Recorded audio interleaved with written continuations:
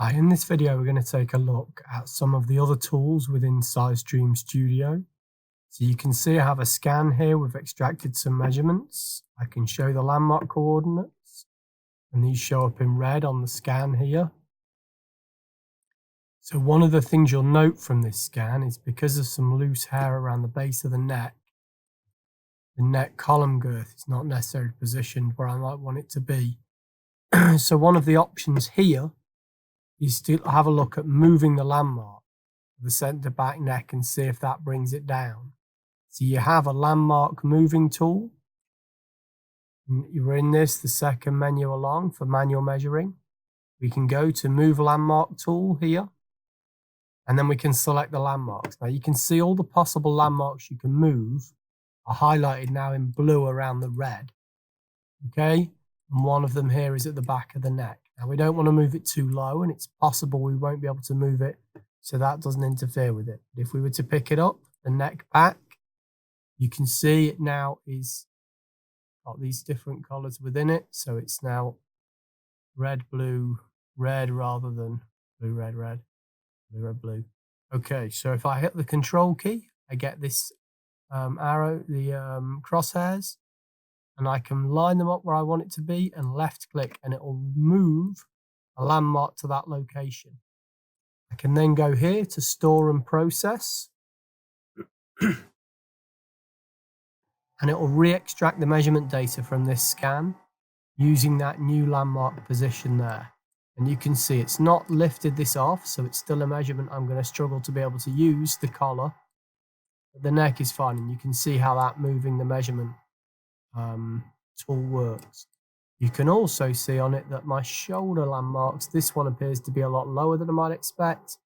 This one possibly higher, but this one is definitely lower. So if I were to move the scan around here and just angle it in the right way, I may be then wanting to move the left shoulder here. So I can pick shoulder left. You can see the landmark changes slightly to illustrate. I can line it up and move the crosshairs, holding the control key, left click to place it down.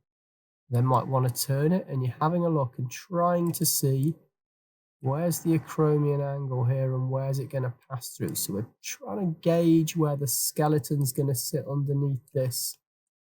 And that probably should be about okay. It's roughly equivalent to the other side as well. And we can store and process this as well.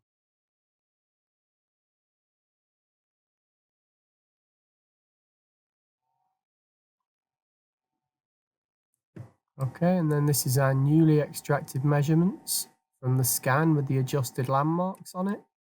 So what we might then want to do is save the refined body mesh. We can click on that. And the refined body mesh, this was 11 again, so we can pick it there.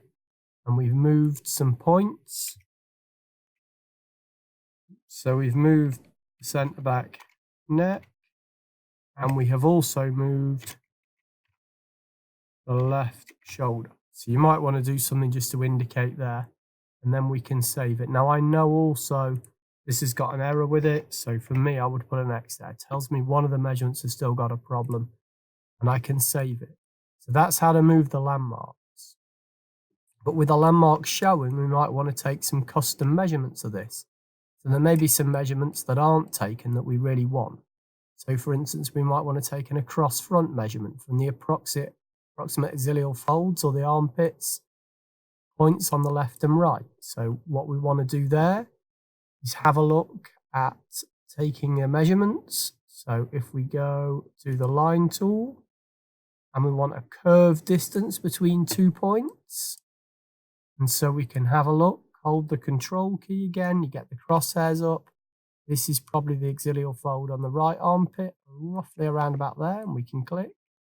We can turn it around, you can see the arm shaping, we can hit the crosshairs again, you can left click here, and this now gives us a horizontal measurement across the chest, roughly at the line between the underarm points, between the axial folds, between what you might call the front armpits on both sides.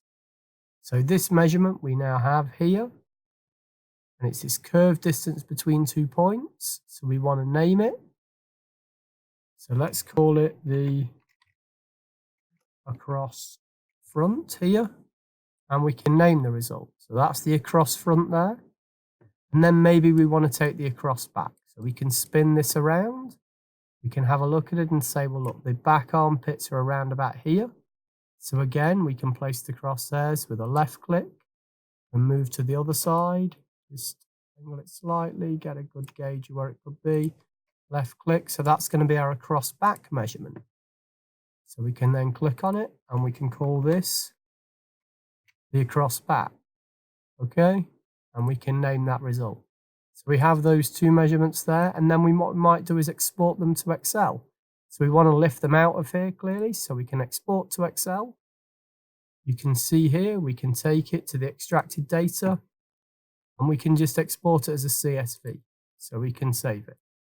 And now if we go back to that, we should be able to lift out that CSV file from the extracted data here. You can see it's there. We can open with, and Excel is there. And then this will tell us exactly what it is. So these were the measurements we wanted to take. The contour and the tape measurements, the contour and the back measurements. And it might be we wanted to label these with some code which illustrates exactly which scan it's gone from, or we might want to do that on the file itself. So if we can go back to it, again, you can see we've taken those measurements. We might instead want to take a multi-point line. So we might want to take a point from the side neck point through the bust all the way down to the waistline. So we can click on a multi-point line. We can left click and place it on this side neck point here. We can then move down to the bust point and left click here. And then we can continue on to the waist here, to the waist location, and left click there.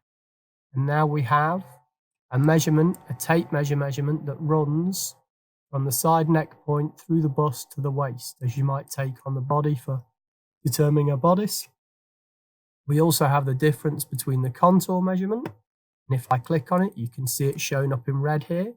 So it comes under the bust there and all the way up to the side neck point, and those as well. Okay, and then we might think, well, actually we want to store this, so we can store the measure. It's a multi-point line, it says. We can click on it here. We can call it side neck point to bust to waist, and maybe we want to call it front. Okay, and then we can name the result. And similarly as before, we could export it, we could print it, we could do what we like with it. So there's some really good functionality for taking measurements. Some of them you can't extract, and ideally you really want the landmarks on because it allows you to position them and give you some guidance about what you might be looking for in terms of where the points might be. Okay.